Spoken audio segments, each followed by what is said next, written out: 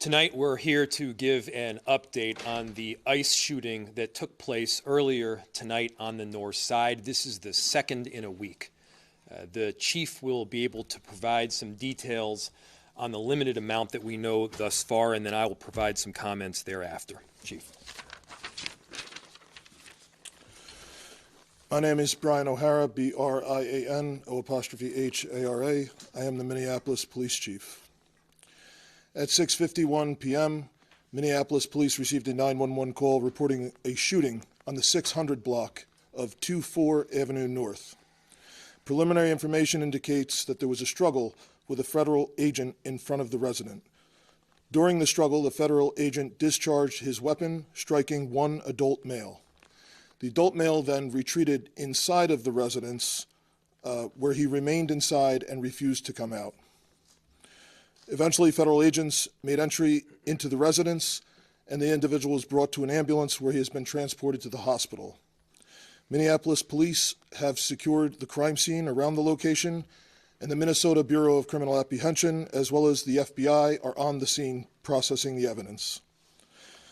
There's a crowd gathered in the area, and we have called for mutual aid from the Minnesota State Patrol and Hennepin County Sheriff. The crowd is engaging in unlawful acts.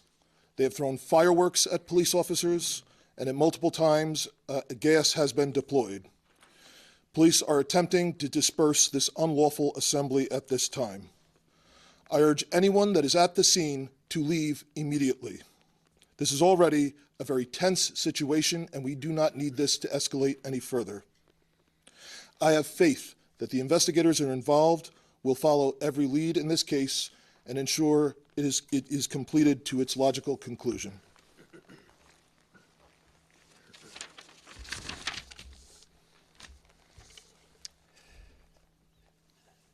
There's still a lot that we don't know at this time, but what I can tell you for certain is that this is not sustainable. This is an impossible situation that our city is presently being put in. And at the same time, we are trying to find a way forward, to keep people safe, to protect our neighbors, to maintain order. And we're in a position right now where we have residents that are asking the very limited number of police officers that we have to fight ICE agents on the street, to stand by their neighbors. We cannot be at a place right now in America where we have two governmental entities that are literally fighting one another. Why are we put in this position? We're put in this position because we have approximately 600 police officers in Minneapolis, far fewer that are able to work at any given time. And there are approximately 3,000 ICE agents in the area. 3,000. The 600 police officers that we have are charged on any given day with investigating crime, stopping homicides from taking place, preventing carjackings. That's the work of a police officer in a city. Meanwhile, we have ICE agents throughout our city and throughout our state who, along with Border Control, are creating chaos. This is not the path that we should be on right now in America. Thankfully, there's another path. And I want to talk to everybody who's out there, even people who aren't living in Minneapolis right now. Maybe you just put your kids to bed. Maybe you're cleaning up the dishes. I'm sure you love your family. There's no doubt in my mind that you love your town. Imagine if that city or that town was suddenly invaded by thousands of federal agents that do not share the values that you hold dear. Imagine if your daily routines were disrupted. The local cafe that you eat at was shut down because they're scared that their own family might get torn apart. Imagine if schools shut down and suddenly parents got to figure out what to do for daycare. This is not creating safety. It's certainly not creating safety when a huge percentage of the shootings that have taken place so far this year in Minneapolis have been by ICE. So let's be very clear. I've seen conduct from ICE that is disgusting and is intolerable. If it were your city, it would be unacceptable there too. And for anyone that is taking the bait tonight, stop. That is not helpful. Go home. We cannot counter Donald Trump's chaos with our own brand of chaos. And I have seen thousands of people throughout our city peacefully protesting. For those that have peacefully protested, I applaud you. For those that are taking the bait, you are not helping, and you are not helping the undocumented immigrants in our city. You are not helping the people that call this place home.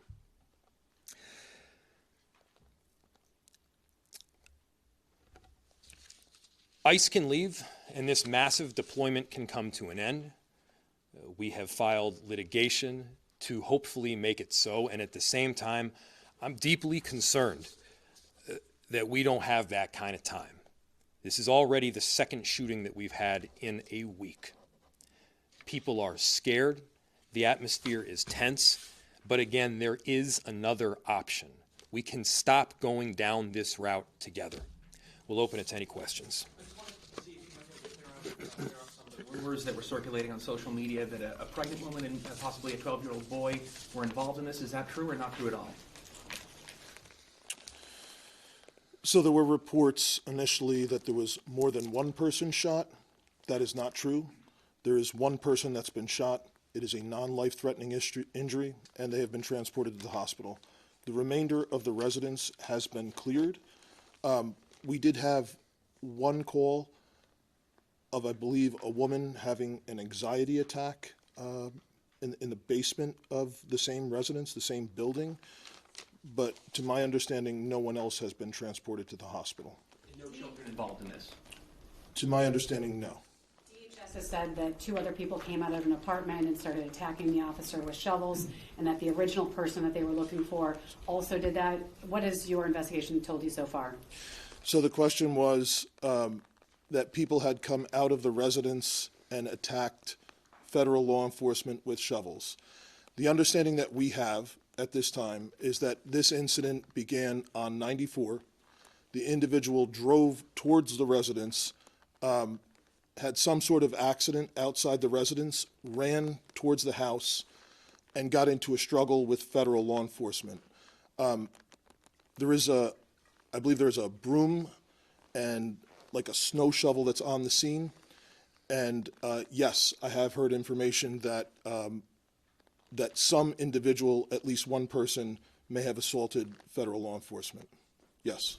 Okay. Will MPD be I am not aware if that's the same person who was shot or if that's someone else. Will MPD be doing its own investigation of what happened? The question was, will MPD be doing an investigation of what happened? I requested the Minnesota Bureau of Criminal Investigation, Criminal Apprehension to respond, and they are on scene. You were saying that there was unlawful protesting that happened tonight. Could you be a little bit more specific? The question was about unlawful protesting. It has absolutely become an unlawful assembly. There are individuals throwing fireworks at police officers, individuals throwing ice, rocks, other projectiles at police officers. It is well past the line, and people need to leave. What kind of communication, if any, have you had with federal law enforcement tonight? The question was communication with federal law enforcement tonight. That communication was all on the scene. It was primarily related to trying to ensure that we were getting medical aid because we had a report of a shooting, and then also to try and ensure that we could maintain the integrity of the crime scene so that there could be an investigation into what occurred. Do you know what the condition of the person shot is? And we're also told that agent was injured and taken to the hospital. Do you have any updates on either condition? I have no updates on either condition. It's my understanding that this is a non-life-threatening gunshot wound. And can you talk about anything you know about that initial stop that started on 94, that initial chase, if you will? and anything you know about the person that they were following. So I know nothing about the person that they were following. And then the rest of the question was about the initial chase.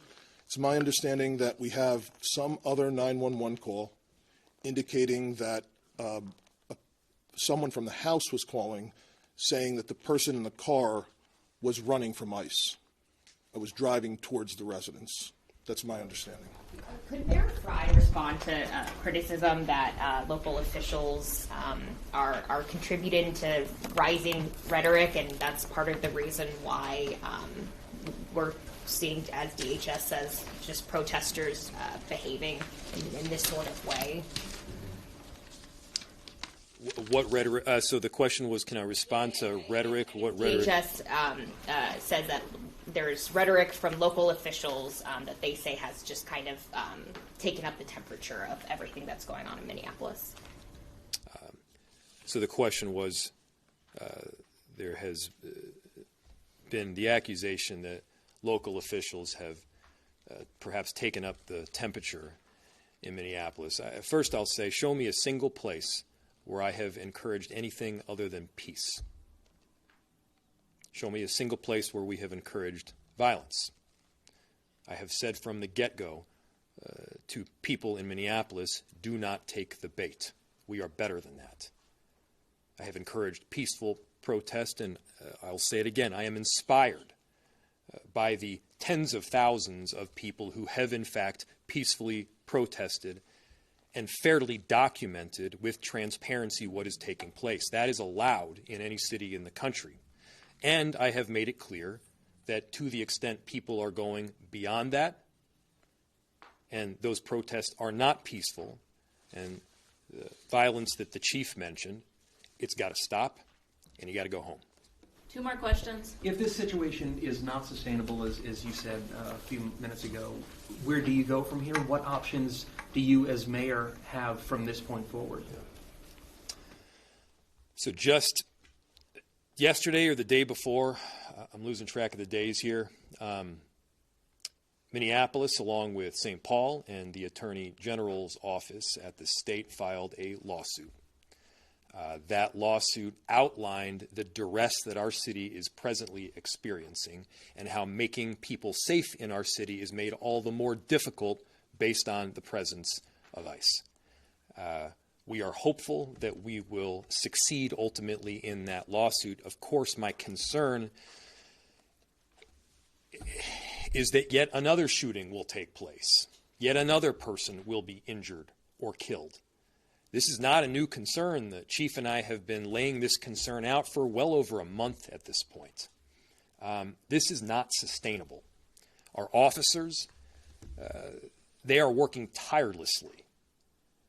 Again, we have about 600 officers. There's about 3,000 ICE agents in border control.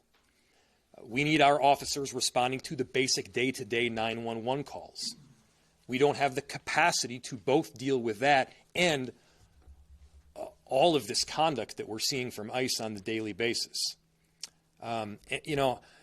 Earlier today and yesterday, I was out on a couple of major commercial corridors in our city. People are scared. There's basic rights that you should have to be able to live safely in your neighborhood, to be able to go downstairs and head to the cafe or the flower shop. The people that would normally keep up these shops, American citizens, by the way, many of them, are terrified. Because American citizens are getting picked up off the street by people in masks. That's not the way things should be conducted in any city in America. That's not who we are. That's not America. So I'm calling for peace. Everybody has a role in achieving that peace. And we're going to try to do everything that we can to keep it. I've been in touch with Governor Walz this evening. If so, what has he had to say? Yes, our office, yes, is in touch with the governor's office, as we've been for the last week here. He has been an excellent partner in both ensuring that we have additional resources through the Minnesota State Patrol, through the Bureau of Criminal Apprehension, and that work will be done in partnership. Thanks, everybody.